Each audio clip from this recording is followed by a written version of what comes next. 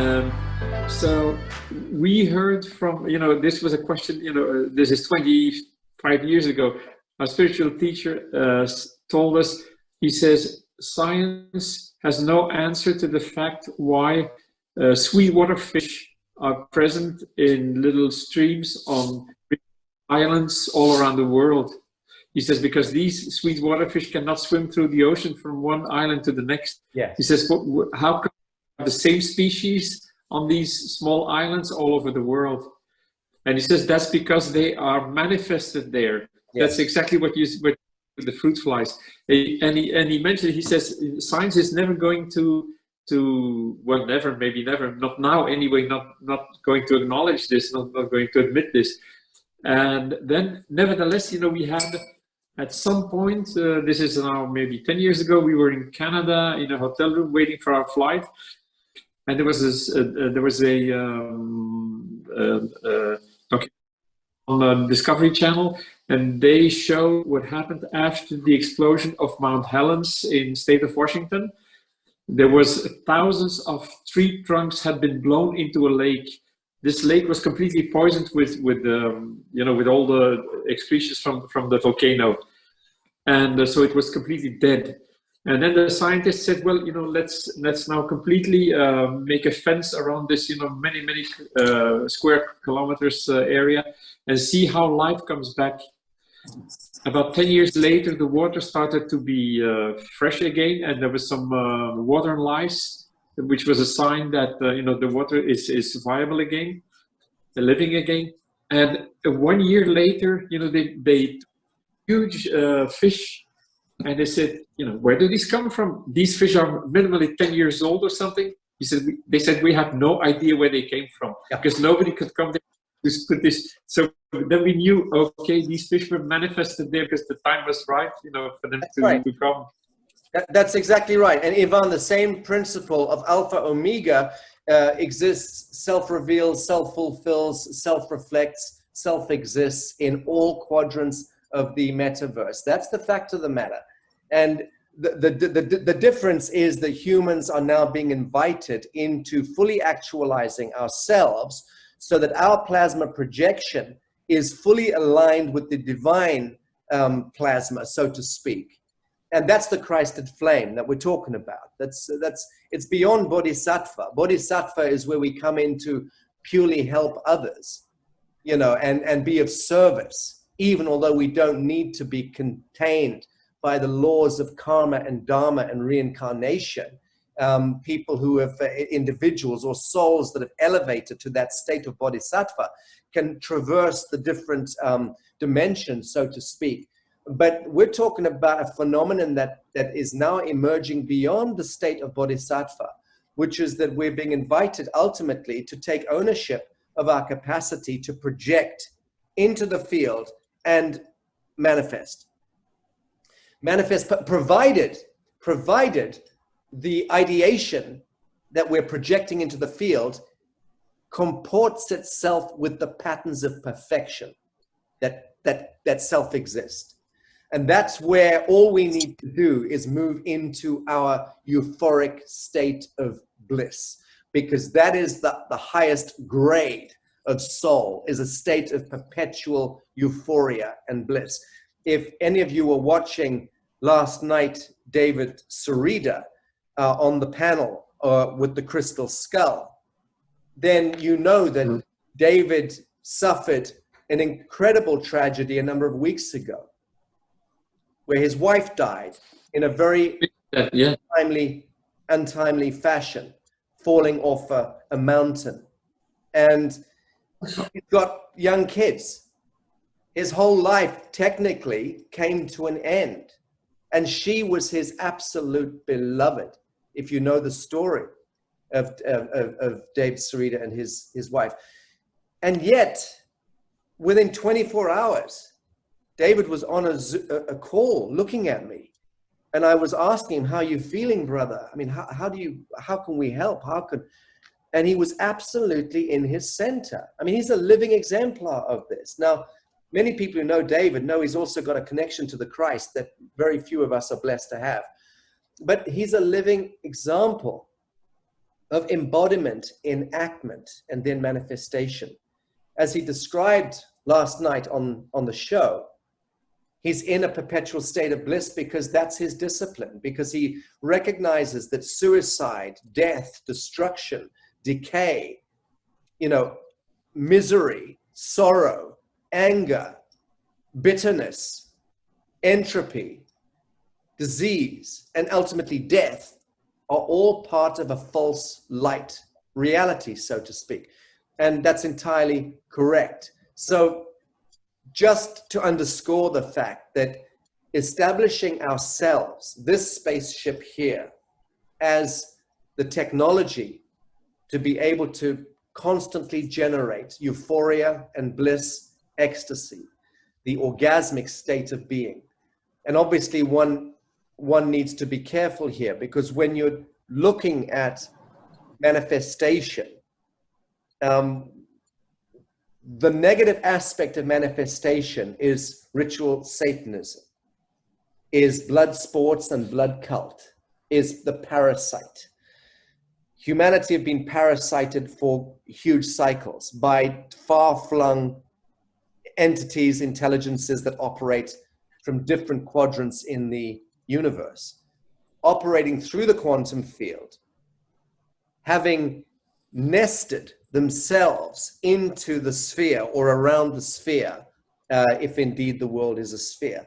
But the point is that they have been parasiting off the life force of this plane of existence. The human beings being the capacitors of divine light, every single one of us, no matter how stupid we are constantly transcoding and transducing limitless amounts of life force, of prana.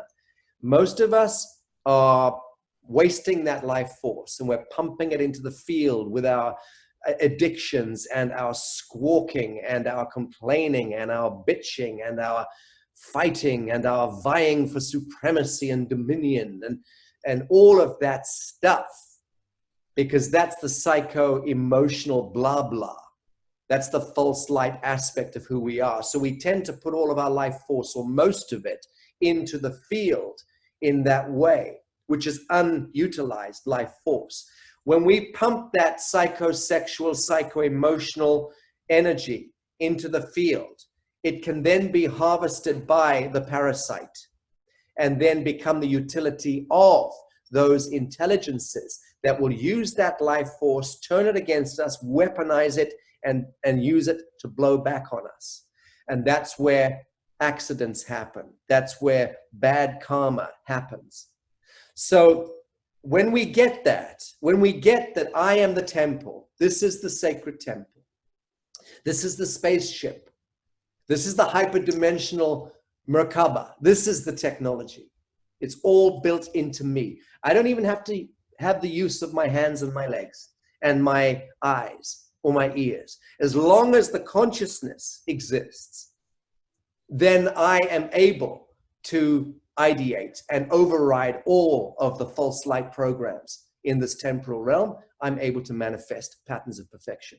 So indeed, those scientists and those researchers that you've studied are very, very telling. They're very important. They do two things. One, they demonstrate to us how full of shit academia is and science is and has been historically. So we now know we can draw a curtain on that. And the second thing it does is invite us into pure spiritual insight. And that, my friend, was always the point of science, to bring us to that incredible threshold where we don't need science or scientism or scientific inquiry for anything ever.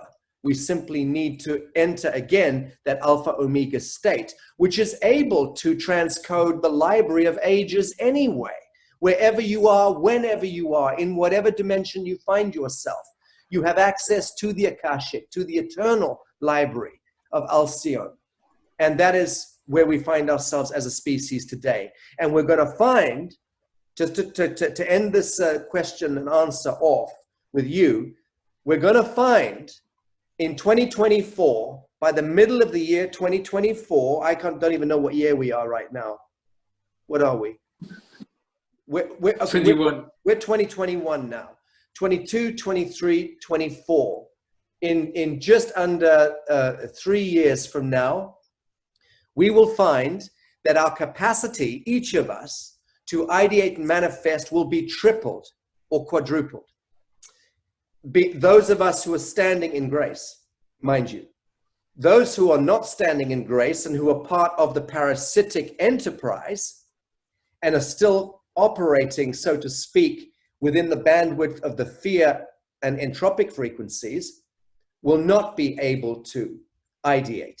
They will be drawn into the vortex of ideation that is created for them by the blowback of their own unutilized life force. I hope I'm not getting too wordy. I'm really trying to keep it as simple as possible here. But this is the mechanics that we're dealing with.